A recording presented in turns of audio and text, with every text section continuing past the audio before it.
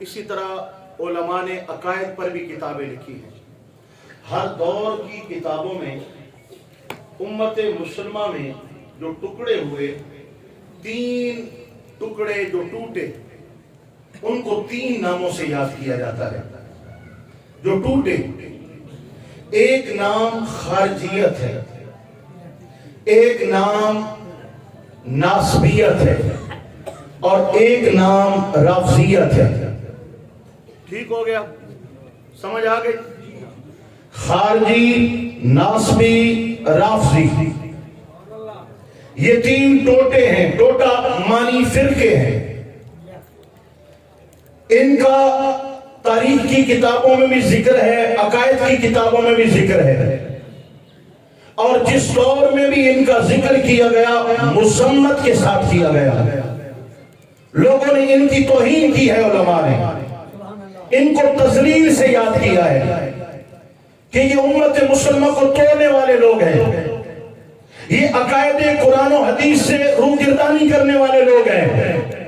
یہ 3 فرقے ہیں، خارجی، ناسبی، رافضی، اور ہر دور میں جماعت ایک ہے جس کو ٹوٹا فرقہ گروہ کو کہتے ہیں، ٹکڑے کو کہتے ہیں، جماعت بڑے گروہ کو کہتے ہیں۔ ہر دور میں جماعت ایک ہے اور اس کو اہل سنت و جماعت کے نام سے یاد کیا جاتا ہے۔ اور ہر دور کے علماء نے اہل سنت کو اچھے لفظوں میں یاد کیا ہے، حق کے لفظوں میں یاد کیا ہے۔ ہر دور کے مورخین نے اہل سنت کا نام ادب سے لیا ہے۔ یہ باوقار لوگ ہیں، یہ قرآن و حدیث پر یقین رکھنے والے لوگ ہیں، یہ ادب والے لوگ ہیں۔ یہ کسی ایک طرف جانا اور دوسرے کا انکار کرنا ایسے لوگ نہیں ہیں، یہ مکمل تعلیمات اسلامیہ پر یقین رکھنے والے لوگ ہیں۔ سمجھ آ گئی؟ کیا نام ہے جماعت کا؟ اہل سنت و جماعت۔ فرقوں کا نام کیا ہے؟ خارجی، ناسبی، رافضی۔ اب توجہ کرنا، تینوں فرقوں کو مضمون لفظوں میں یاد کیا گیا اور اہل سنت و جماعت کو آسن اچھے لفظوں میں یاد کیا گیا۔ اب اگلی بات سنیے گا، اللہ کا قرآن کہتا ہے وَاعْتَصِمُوا بِحَبْلِ اللَّهِ جَمِيعًا وَلَا تَفَرَّقُوا۔ لوگوں جماعت کو تھام لو، جماعت بن کر اللہ کی رسی کو مضبوطی سے تھام لو، جماعت بن کر، جماعت بن کر، جمعیت بن کر۔ وَلَا تَفَرَّقُوا، فرقوں میں نہیں جانا، جماعت میں رہنا ہے۔ فرقوں میں نہیں جانا، جماعت میں رہنا ہے۔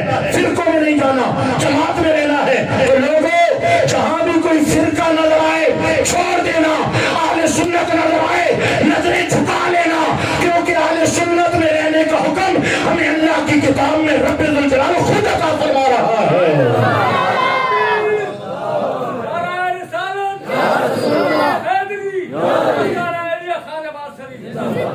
خارجی جنہوں نے اللہ کی توحید کا نام لے کر حضور کی محبت کو دلوں سے نکالا، میں نے ان کی نشانی آپ کو بڑی بڑی بتا دی ہیں۔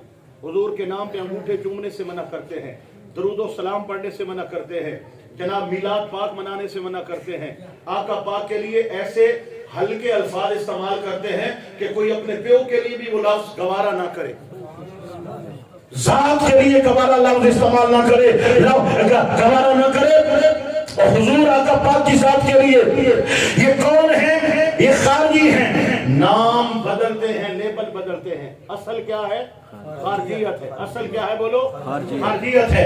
نام بدلے ہیں، لیبل بدلے ہیں، اصل یہ لوگ خارجی ہیں۔ اللہ کی توحید کا نام لینے والے اور حضور کی محبت کو دلوں سے نکالنے والے، ان کو خارجی کہا جاتا ہے۔ نبی کریم کے صحابہ کا نعرہ لگانے والے اور میرے آقا پاک کی اہل بیت سے دشمنی کرنے والے، ان کو ناسبی کہا جاتا ہے۔ نبی پاک علیہ السلام کی آل کا نعرہ لگانے والے اور حضور کے اصحاب سے دشمنی کرنے والے، ان کو رافضی کہا جاتا ہے۔ دوستو، کوئی حضور کی محبت کو چھوڑ کر خارجی ہو چلا، کوئی صحابہ کے ادب کو چھوڑ کر رافضی ہو چکا، کوئی آل کے ادب کو چھوڑ کے ناسبی ہو چکا۔ ہم اہل سنت ہیں، اللہ کی توحید کے بھی قائل ہیں، مصطفیٰ کی عزتوں کے بھی قائل ہیں، آل محمد بھی سروں کا تاج ہے اور اصحاب محمد بھی ہمارے ایمانوں کا مرکز ہے۔ لہذا اپنا عقیدہ اللہ پاک کی توحید پر مضبوط کرو، آقا پاک کی نبوت و رسالت عزت و عصمت پر مضبوط کرو. میرے آقا پاک کے صحابہ کرام کی ثبات قدسیہ پر اپنے عقائد مضبوط کر لو. میرے آقا پاک کی آل اور اہل بیت پر اپنے عقائد و نظریات مضبوط کر لو. هو الذی ارسل رسولہ بالہدی. میرے آقا کی پہلی ہدایت ایمان ہے اور ایمان ہمارا عقیدہ ہے اور عقیدہ ہمارا مسلک حق اہل سنت و جماعت ہے. تو سن لو جو اہل سنت سے گیا عقیدے سے گیا, جو عقیدے سے گیا ایمان سے گیا, جو ایمان سے گیا بے ایمان ہو گیا, اس کا جینا بھی عذاب ہے, اس کا مرنا بھی عذاب ہے. جو اہل سنت پر ہے عقیدے پر ہے, جو عقیدے پر ہے ایمان پر ہے, جو ایمان پر ہے, یہ جہاں بھی آباد ہے وہ جہاں بھی آباد ہے.